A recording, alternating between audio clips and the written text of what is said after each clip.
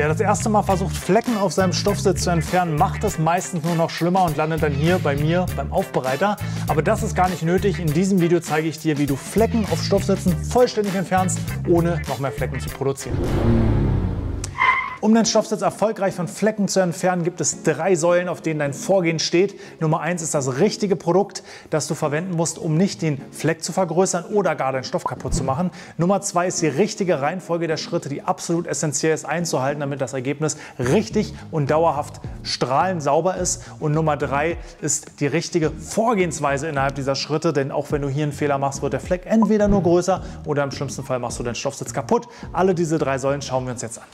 Grundlage ist erstmal das gründliche Absaugen des Sitzes. Der ganze Sand muss weg, weil der würde wie Sandpapier, Schmirgelpapier wirken und den Stoff kaputt machen. Also erstmal komplett aussaugen. Dann verwenden wir den Reiniger als Schaum. Das ist ein Zusatzartikel, diese Schaumflasche braucht man nicht. Am Ende kommt noch eine andere Variante. Aber der Vorteil daran ist, dass wir wenig Feuchtigkeit in die Oberfläche dringen oder einbringen. Wir müssen unbedingt verhindern, dass wir richtig den Sitz mit Wasser tränken, weil das würde dazu führen, dass das im schlimmsten Fall die Polsterung nass macht und das kann zu Schimmel führen. Also wirklich erstmal mit wenig anfangen, wie immer, sich rantasten und gucken, ob das schon reicht. Genau das mache ich. Den ganzen Sitz einmal einreiben. Es geht wirklich darum, alles überall aufzuschäumen, noch keine intensive Reinigung zu machen, sondern nur wirken zu lassen.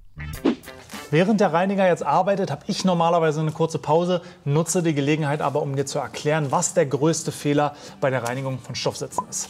Der größte Fehler besteht zusammengefasst daraus, punktuell einen Fleck zu entfernen oder versuchen, einen Fleck zu entfernen. Das wird nie gut funktionieren. Der Grund ist folgender.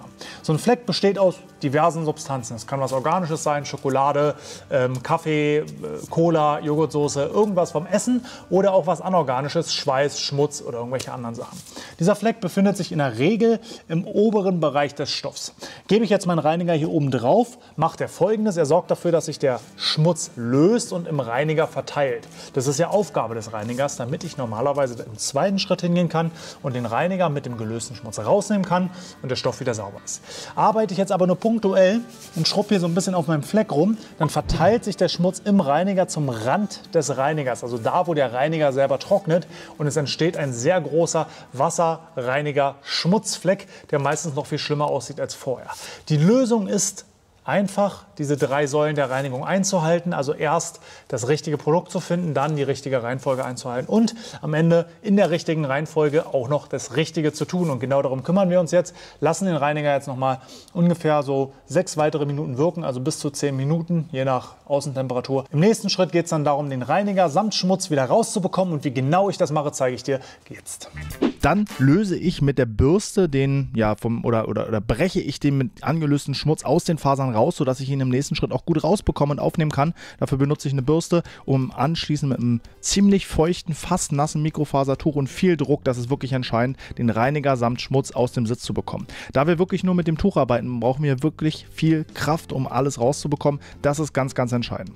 Ich habe jetzt gesehen, ich habe noch Flecken im Sitz. Das ist nämlich der Vorteil, das sehe ich sofort, weil der Sitz eben nicht klatschnass ist, sondern nur feucht. Das heißt, ich mache den Schritt oder wiederhole den Schritt nochmal, einmal hier mit der Variante als Schaum oder auch direkt aus der Sprühflasche. Da aber bitte wirklich vorsichtig sprühen, nicht zu nass machen, immer nur kleine Bereiche sprühen und sofort mit dem Scrubpad oder einem Schwamm aufschäumen, damit der Reiniger an der Oberfläche bleibt und gar nicht die Chance hat einzusickern.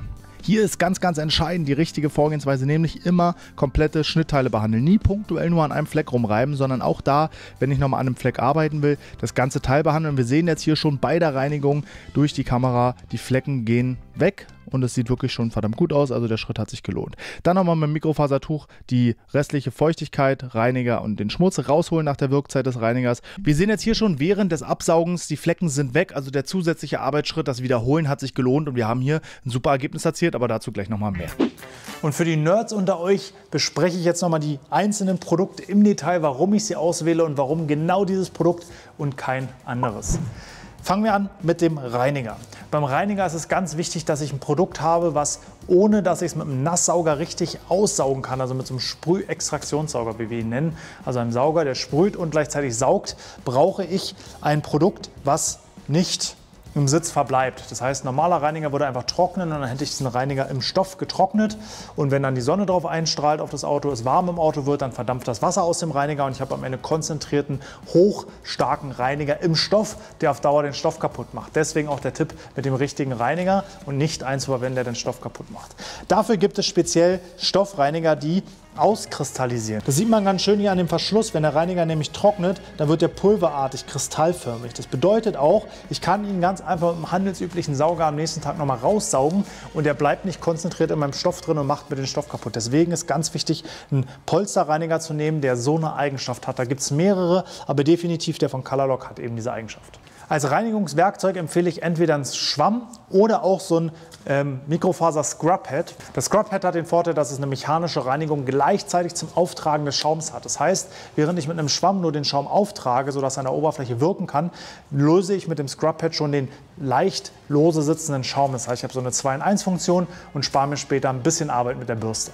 Die Bürste brauchen wir erst im zweiten Schritt und nicht im ersten Schritt, weil sie eben kein Material aufnimmt und aufgrund ihrer langen Borsten, ihrer langen Fasern auch Schaum nach unten sickert. Das bedeutet, ich verliere viel Material in der Bürste. Der Hersteller freut sich aber, ich habe wenig Reinigungsergebnis. Deswegen wirklich im zweiten Schritt nur noch mal mit wenig Reiniger auf der Bürste arbeiten, um den Reiniger im Sitz zu reaktivieren, der ja schon 5 bis 10 Minuten gewirkt hat und seine Arbeit gemacht hat, sodass die Bürste nur noch durch ihre Borsten mechanisch den Schmutz zerbrechen kann und noch mal ein bisschen den Reiniger bei der Reinigungsleistung zu unterstützen, um dann im vorletzten Schritt mit einem wirklich sehr feuchten, fast schon nassen Mikrofasertuch die Reinigerreste mit dem Schmutz aus dem Sitz rauszuziehen. Was du genau für ein Mikrofasertuch nimmst, ist gar nicht so wichtig. Ich habe jetzt hier ein zweiseitiges, das heißt ein etwas längeres und ein kurzfloriges. Es spielt keine große Rolle. Es sollte mindestens ein Flächengewicht von 350 GSM haben für alle Nerds, die es darauf anlegen, also einfach genug Wasser und Schmutz aufnehmen können. Der letzte Schritt unserer Reinigung ist dann das Raussaugen der, sage ich mal, übrig gebliebenen Feuchtigkeit, vielleicht noch mal ein bisschen Schmutz und Reiniger.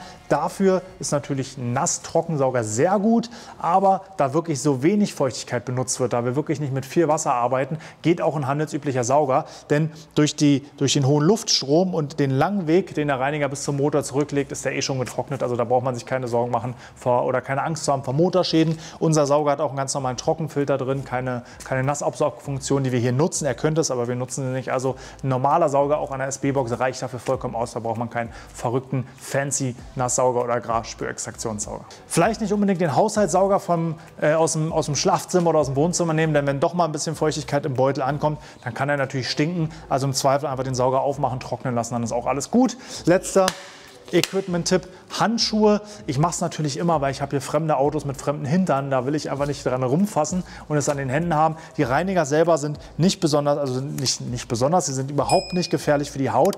Aber 2 Punkte gilt es zu beachten. Es ist ein Reiniger, also trocknet er die Haut aus und es sind Konservierungsstoffe drin, damit das Zeug da drin nicht kippt. Das heißt, wer da empfindlich ist, auf jeden Fall Handschuhe. Ansonsten ist es ein optionaler Schritt, der nie schaden kann, aber nicht unbedingt beim eigenen Auto nötig ist. Jetzt habe ich dich lang genug auf die Folter gespannt. Du willst bestimmt sehen, ob wir alle Flecken entfernen könnten. Aber vorher, um das Ergebnis zu beurteilen, gucken wir uns noch mal an, wie der Sitz eigentlich am Anfang aussah.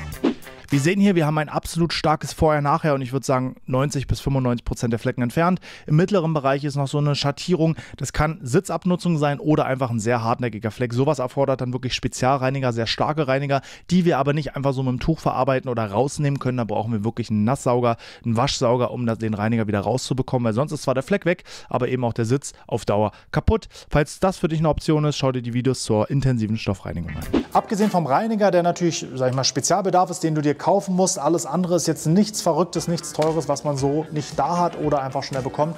Deswegen auch auf die Schnelle mal geeignet, um mal einen Sitz zu reinigen, wenn es nötig ist. Für jeder Mann, jede Frau zu Hause zum Nachmachen. Alle von uns verwendeten Produkte findest du unten in der Videobeschreibung zum direkt Nachkaufen, sodass du 1:1 die Methode umsetzen kannst und sicher fleckenfreie Sitze zu Hause hast. Vielen Dank fürs Zuschauen. Wir sehen uns beim nächsten Mal. Hau rein!